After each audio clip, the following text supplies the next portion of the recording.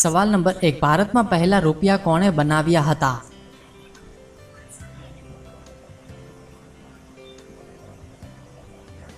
જવાબ છે શેર શાહ સૂરીએ. સવાલ નંબર 2, ભારત દેશના ઉત્તર પ્રદેશ રાજ્યની રાજધાની કઈ છે?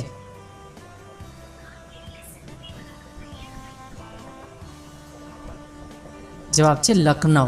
સવાલ નંબર 3, ભારતનું રાષ્ટ્રગીત પ્રથમ ક્યારે ગવાયું હતું?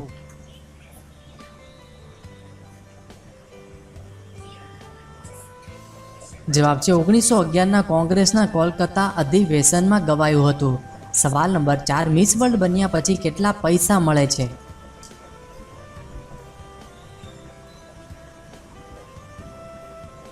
જવાબ છે 2017માં માનુષી છિલ્લરને 10 કરોડ રૂપિયા મળ્યા હતા.